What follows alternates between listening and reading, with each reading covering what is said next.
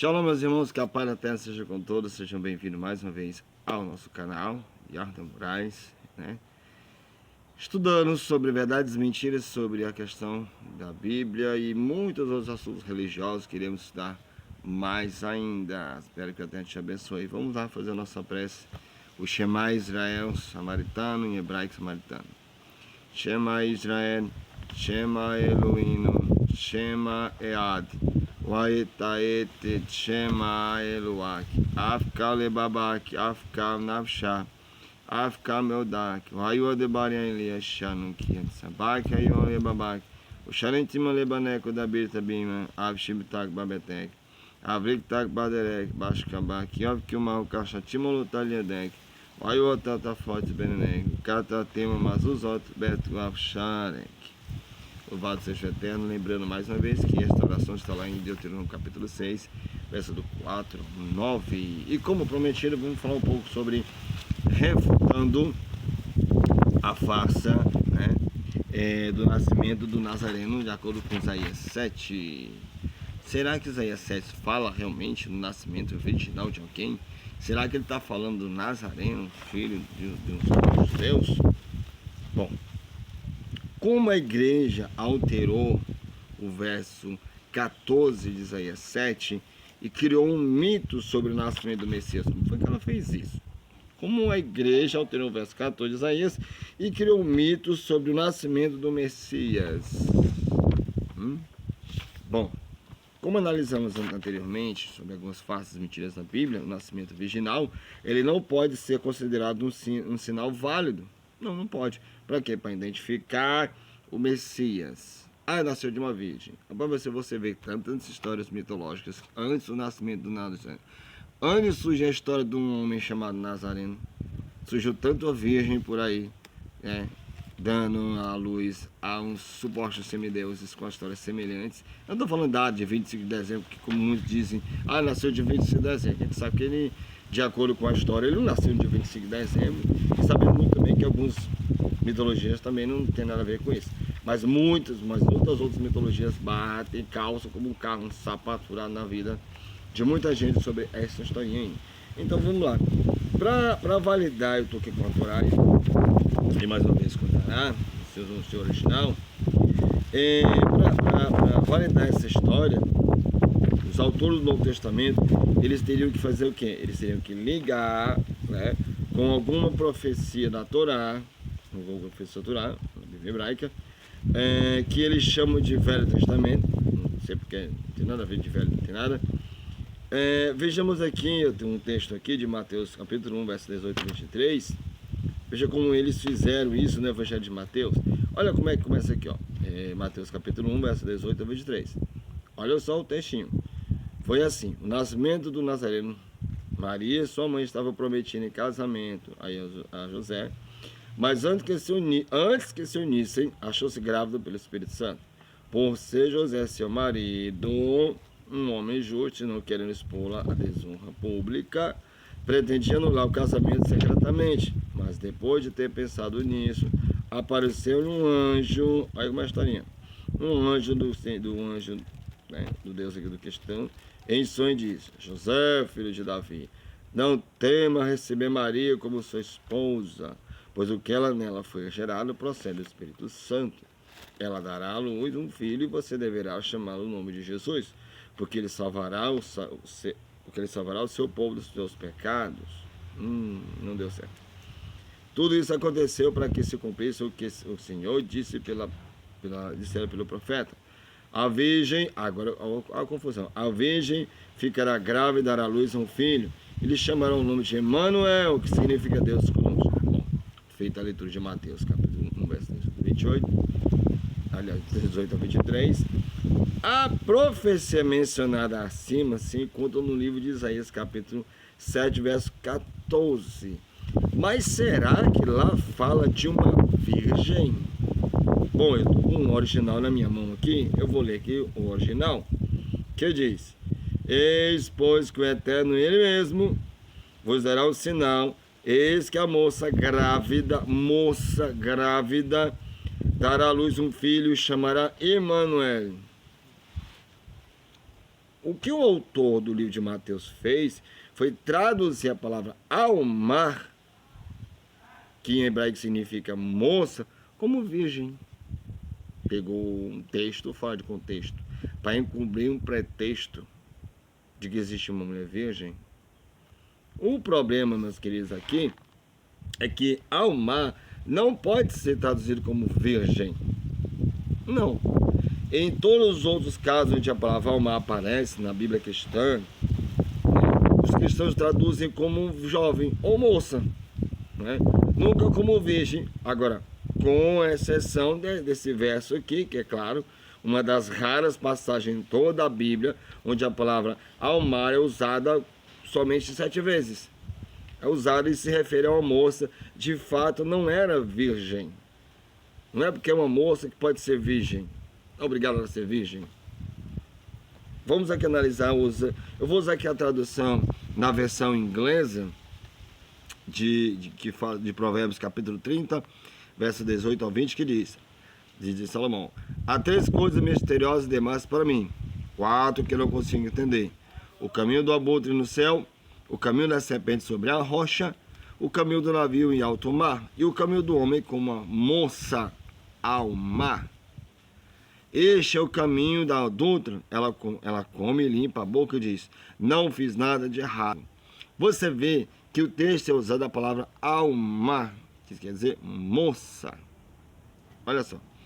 Nessa passagem aqui em Provérbios, os cristãos eles traduzem a palavra almar como moça. Mas que tipo de moça é essa que ele está falando? Que tipo de moça é essa? No verso, o rei Salomão expressa que existe 4 coisas que ele não consegue entender, né? Que ele não consegue entender. E no final ele compara com o caminho de uma adúltera. Agora, o que esses 4 caminhos têm em comum? Bom, a resposta é que eles não deixam nenhum rastro, assim como não é possível identificar o rastro de um abutre, porque estavam lá no céu, né?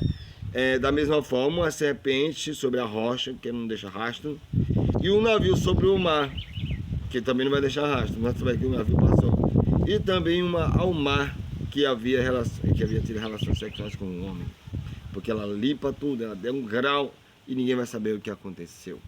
Por isso que ele disse. Aí o rei Salomão, ele está dizendo que assim que um homem tem relações íntimas com uma mulher, nenhum rastro fica visível. Se a alma significasse virgem, o verso de Salomão não se aplicaria a isso, pois uma virgem que teve relações íntimas com um homem, ela tem que romper seu rímen. Como é que de repente uma mulher virgem vai dar à luz a uma criança sem ter rompido o ímen dela? Como é que fica isso?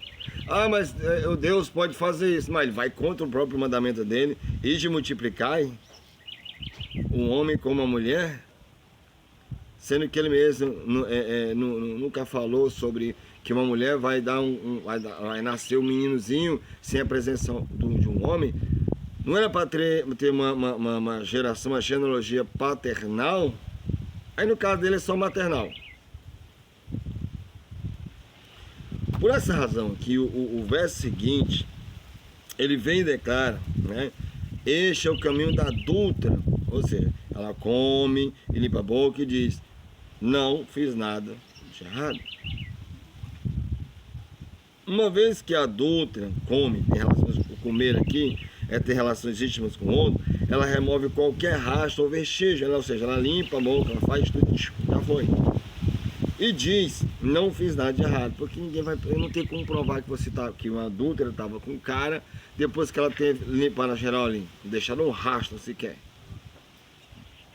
Então, vemos daqui que mesmo os cristãos concordam alguns cristãos concordam que a palavra almar não pode ser interpretada como virgem. É fato. Não tente transformar uma água num vinho e depois numa cerveja. Não dá. Olha só, aqui no livro de Isaías, capítulo 23, verso 4, e o verso 12, e também Isaías 37, 22, e Isaías 47, verso 1, e Isaías 62, 5, a palavra em hebraico para virgem é betulá, almar moça, betulá virgem. Ao contrário de Jeová, que só é trazido uma vez pelo profeta Isaías. Né? Pelo profeta Isaías. A palavra Betulá ela é trazida quantas vezes? 5 vezes em suas profecias e interpretada por judeus e cristãos como virgem.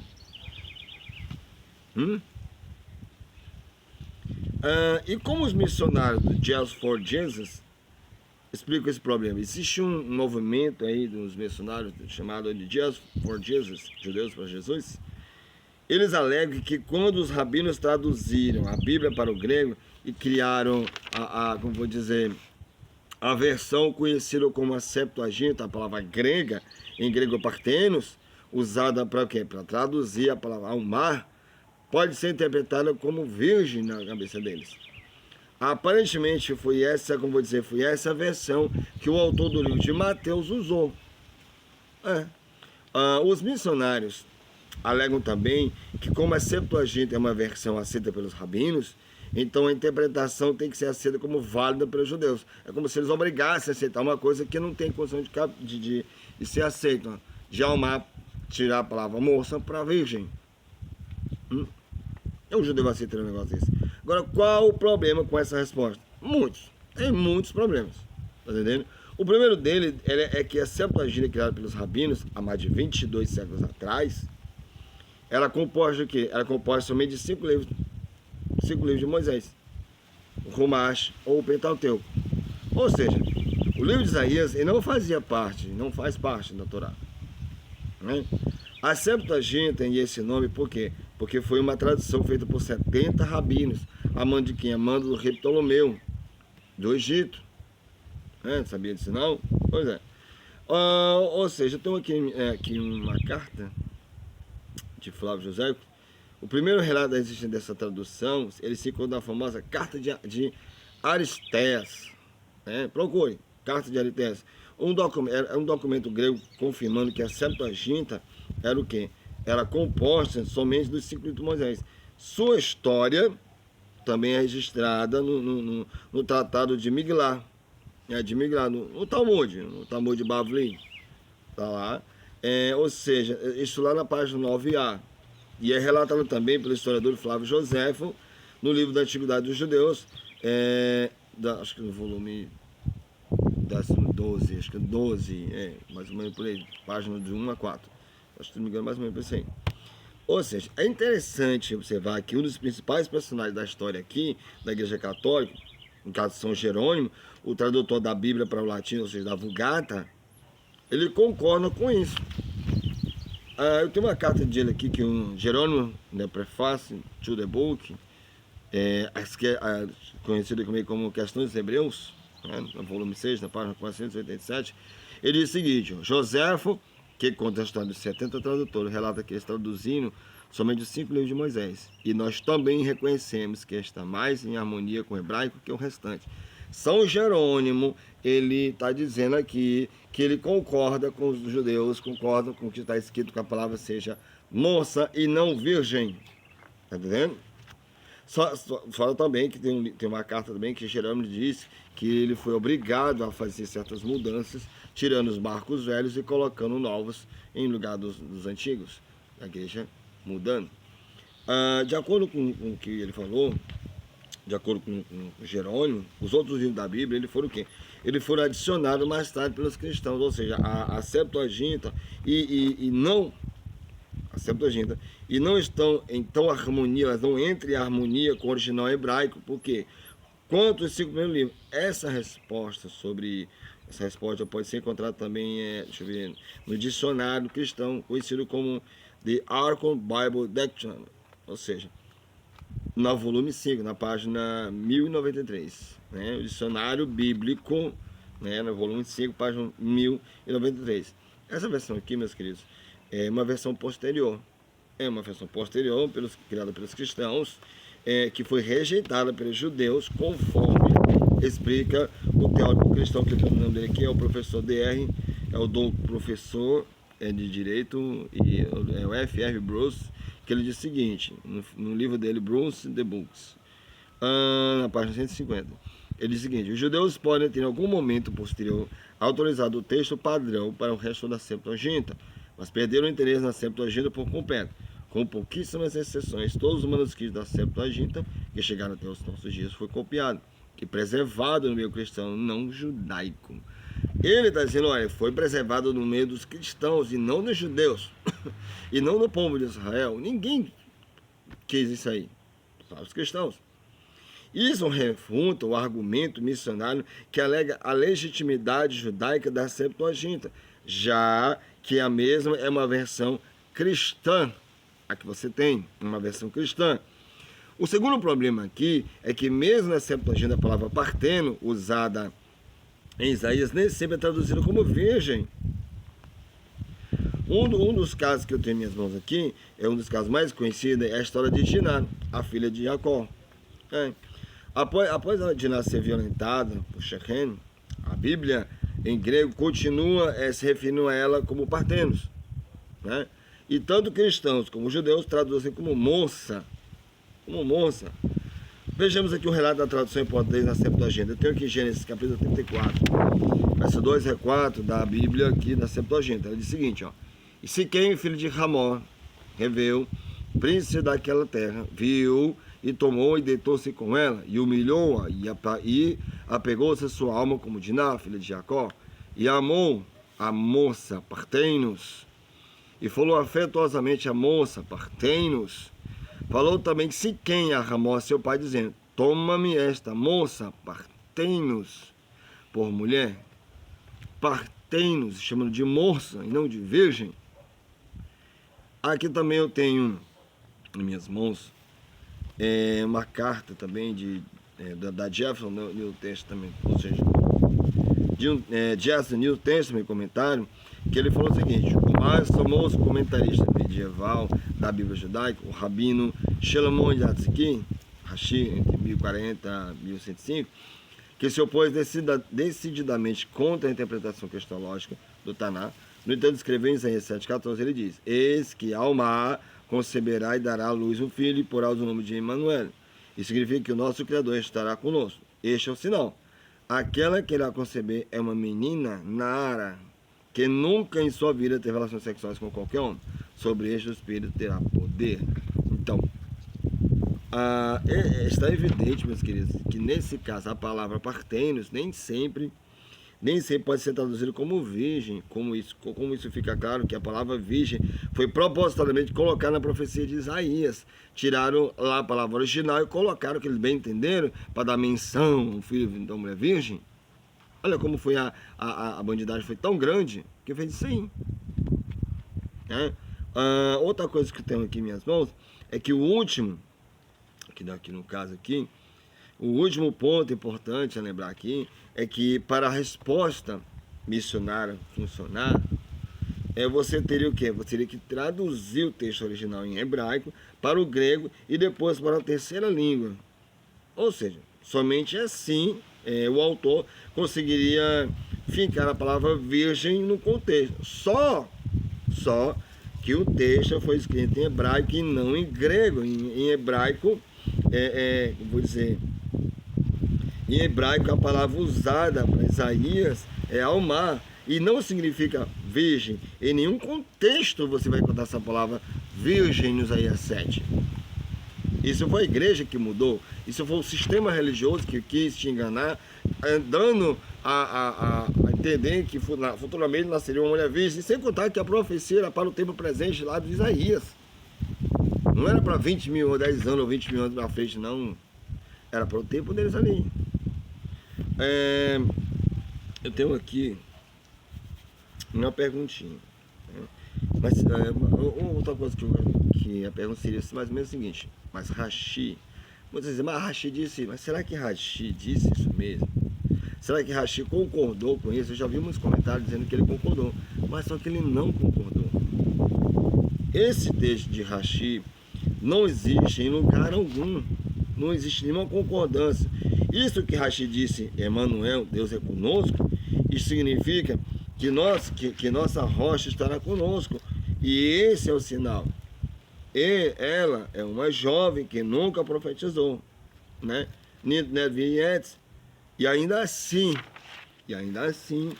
a inspiração divina vai repousar sobre ela no contexto disso. Então, refutando isso aqui, você procurando esse texto, você não vai encontrar em hebraico a palavra virgem no contexto de moça. Tá entendendo? Por quê? Porque simplesmente isso é uma contradição bem grande, né? Outra coisa que eu também quero dizer a vocês também, eu estou mostrando o vídeo aqui, é que muitas pessoas estão esperando para o Yeshua ou Jesus voltar. A grande promessa para os que acreditam que Yeshua ou Jesus, sei lá qual for o nome para ele, é a de que ele voltaria depois de ter sido executado como um criminoso comum, no madeiro, na cruz, na estaca, sei lá. Tá entendendo? Acompanhe aqui mais uma mentira descarada do Novo Testamento. Aqui, sobre o prazo dele estabelecer o prazo da sua volta. Por exemplo, aqui no livro de Mateus, capítulo 24, verso 34, ele diz, ó: em verdade eu vos digo que não passará. Preste atenção que ele usa o termo contexto presente. Em verdade eu vos digo que não passará esta geração sem que todas essas coisas se cumpram. Esta que ele está falando era o tempo dele, não é para o futuro, nem para a futura geração. Entendeu? Passará, no tempo presente, não passarão. Passará. Aqui também em Marcos, capítulo 3, verso 30, diz o seguinte: na verdade eu vos digo que não passará esta, confirmando o termo presente. Você estuda português, você já frequentou a escola, você está frequentando a escola, você sabe que nenhum português vai usar a palavra passará esta geração como termo futuro, né? Quando eu falo assim, passará esta, por exemplo, eu vou dizer assim, rapaz, vai passar esse carro aqui, ó, vai passar este carro aqui. Eu não vou dizer, cara, vai passar um carro aqui. Não, passa esse carro aqui, estou mostrando o tempo presente, né? Então, isso que não passa a geração, sem que todas essas coisas aconteçam, e tudo se passou. Aqui em Lucas 21, 32, ele diz: em verdade eu vou dizer que não passa essa geração até que tudo aconteça. E aí, como é que fica? Isso eu estou mostrando na tua Bíblia. Tu pega a tua Bíblia e começa a ler. Aí teu líder religioso diz: não acredito nisso não, isso aí realmente é para o futuro, é porque é um texto difícil de se entender. Ah, tá. Outra aqui também, Mateus 24, 34, eu tenho aqui no caso aqui uma outra tradução, ele fala o seguinte: eu afirmo a vocês que isto é verdade. Eu afirmo a vocês que isto é verdade. Essas coisas vão acontecer antes de morrerem todos os que agora estão vivos. Eu vou pegar bem aqui uma tradução aqui para você. Dá licença aqui que eu vou pegar bem aqui. Aqui no livro de Mateus, capítulo 24, verso 34, Bíblia. Só para você ter uma ideia de que eu não estou falando de boca para fora. Estou com a Bíblia aqui na mão. Você viu aí, mostrando para você. Mateus 24, 34, tá bem aqui. Aqui, eu sempre marco, aqui guardadinho. Eu não jogo Bíblia fora não, deixa aqui guardadinho, que é para a gente mostrar. Na Bíblia, onde é que tá os erros, mentiras, farsas, as contradições, não penca de coisa. Aqui, Mateus capítulo 24, verso 34, ó. Bíblia, tá aí, ó, Mateuzinho aí, tá vendo? Ok? O capítulo tá aí, ó, 24. E eu vou ler aqui o verso 34, pega sua Bíblia também. Verso 34, que diz o seguinte: olha só. Em verdade eu vos digo que não passará esta geração sem que tudo isso aconteça. Passará o céu e a terra, porém as minhas palavras não passarão. Passou tudo. A palavra dele, o céu, tá passando tudo. Até a geração passou. E aí, como é que tu vai ficar? Vai ficar esperando um cara que nunca vai vir? Um livro que se contradiz? Isso mostra, meus queridos, que a palavra geração, na passagem, ela tem seu sentido usual, que naturalmente ocorre ao leitor, em uma primeira leitura do texto, o conjunto de quê? O conjunto das pessoas cujo tempo eles estavam vivendo, que se sobrepõe em uma determinada época, né? Confirmando o quê? Confirmando o prazo de meados do século II para a volta do Nazareno. E aí ele veio, aconteceu, não, e é ele falando. Outra coisa aqui também que eu posso citar aqui é Mateus 10, 23, que ele diz: quando o povo vos perseguir nesta cidade, fugir para outra, porque em verdade vos digo que não acabareis de percorrer cidades, não acabarei de percorrer a cidade de Israel sem que ver o Filho do Homem. Israel, gente, ela é pequenininha. Quantos cristãos já andaram por lá até hoje? Ninguém nunca acaba esse evangelho mais, não é? Ah, todo mundo já ouviu falar desse Nazareno. E aí? Embora essa passagem aqui não seja o prato de uma geração, mas ela é perfeitamente condizente com ela. Ou seja, uma geração seria tempo suficiente para que a tal boa nova do Nazareno fosse anunciada em menos de totalidade, né? No caso, na cidade de Israel. Porque de lá para cá, muita gente nasceu, morreu, nasceu, morreu, morreu, nasceu. E aí? É até inconcebível que todas as cidades de Israel já não tenham até hoje sido visitadas por cristãos pregando o evangelho. Lá tem. Jerusalém, o que mais tem lá? Tem um lugarzinho lá que a igreja católica comprou. Tem cristãos morando lá. Não é possível. Não está fechando a cama, não. Está esperando que os outros bebês nascerem. Sendo que ele está usando o termo presente lá no tempo dele, gente. Põe tua cabeça, termo presente. Agora, já. Tá entendendo? Sem contar também que tem um prazo confirmado. Tem um prazo confirmado. Aqui Mateus 16, 27. Mas não tem prazo confirmado não, porque só quem sabe é Deus. O filho não sabe. Como não? Se o prazo dele aqui é confirmado. Aqui Mateus 16, 27, 28 diz o seguinte, porque o Filho do Homem há de vir na glória de seu Pai, com seus anjos, e então retribuirá a cada um segundo as suas obras. Tá vendo aí?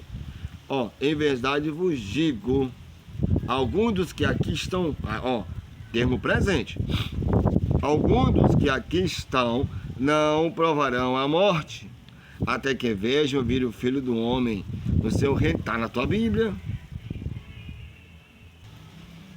Tá entendendo aí o negócio?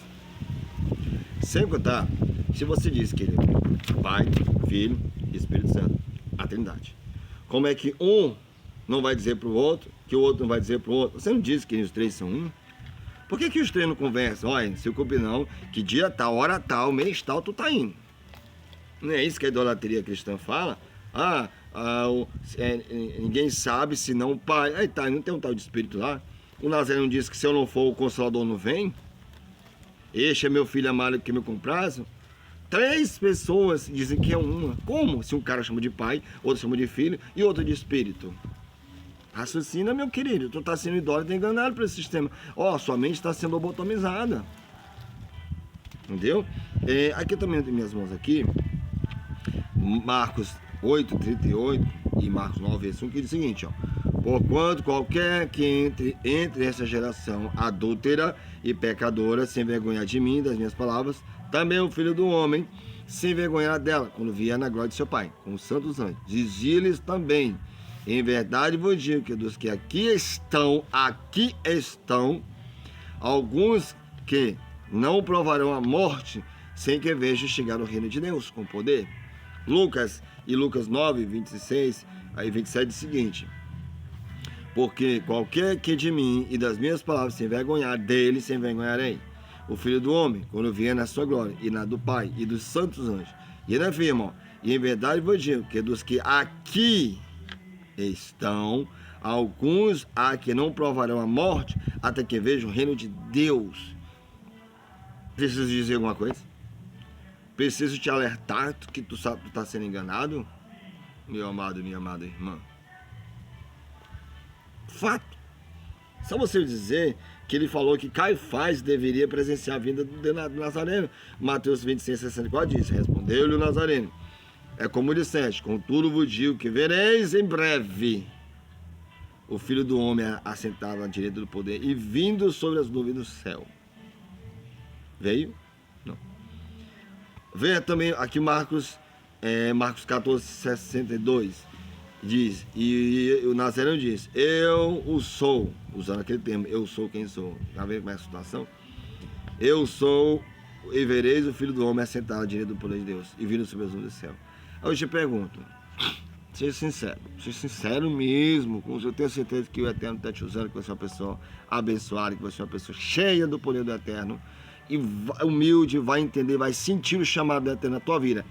Isso aqui aconteceu? Lógico que não, meus irmãos. Tá entendendo por quê? naquela época, os primeiros cristãos, eles acreditavam que presenciavam o advento. Eles achavam que estavam vivendo o advento. Ah, mas irmão, mas era para ser milênio. Não, eles achavam que estavam vivendo os últimos dias. Na sua Bíblia, 1 Coríntios 15, 51, 52, ele diz o seguinte, ó: eis aqui vos digo o mistério, na verdade nem todos, olha só, mais um termo presente, nem todos dormiremos, mas todos seremos transformados. Ah, mas isso aqui é no futuro. Não, ele estava falando bem aqui, ó: eis aqui vos digo o mistério, na verdade nem todos dormiremos, incluindo Paulo, entendeu? Mas todos seremos transformados, no momento, no abrir e fechar de olhos, até a última trombeta, porque as trombetas soará e os mortos ressuscitarão, e nós, Paulo, seremos transformados. Paulo, ele se inclui entre os que irão testemunhar a vida do Nazareno. Note o seu uso do pronome nós. Aí ele está se referindo para o futuro, não, filhinho. Ele estava pelo tempo presente. Ele está dizendo que está vivendo os últimos dias. Ele estava vendo os sinais ali. Aí, cadê Paulo? Você e eu não estamos aqui. Já para aquele século ter acabado. Se fosse realmente verdade, de fato, foi. Tá entendendo? Aqui eu tenho em 1 Tessalonicenses, capítulo 4. Então tudo não está aqui. Capítulo 4, verso 14 e 15, diz o seguinte, ó: dizemos, pois, isto pela palavra do Senhor, que eles o temos nós, que nós, os que ficarmos vivos, nós, Paulo, nós ficarmos vivos para a vinda do Senhor, de modo algum morreremos os que já dormem, ou procederemos os que já dormem. Cadê Paulo?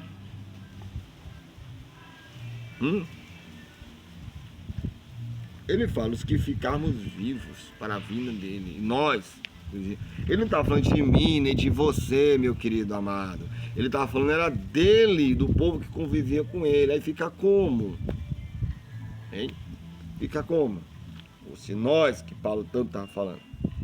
Aí, você acha que a interpretação do seu líder religioso está certa? Já é com você. Mas que a mentira está sendo desmascarada por muitas pessoas igualmente a mim.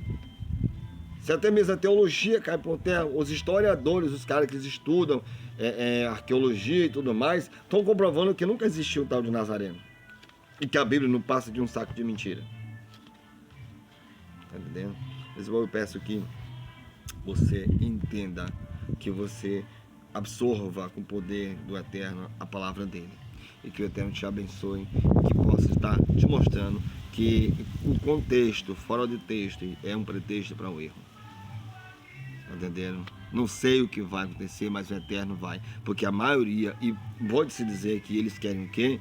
Globalização financeira. Quanto mais eles lotam essas igrejas, mais dinheiro eles têm. Quanto mais eles te prendem dentro da tua igreja, mais dízimo eles sugam de você. São verdadeiros sanguessuga. Porque o Eterno não pediu para você dar dízimo em igreja nenhuma. Olha os meus vídeos lá atrás que eu falo sobre isso. Que o Eterno te abençoe e a gente se vê na próxima. Shalom, que o Eterno esteja contigo, né, te dando essa bênção maravilhosa desse ano de 2024, que possa dar bênçãos sem medidas.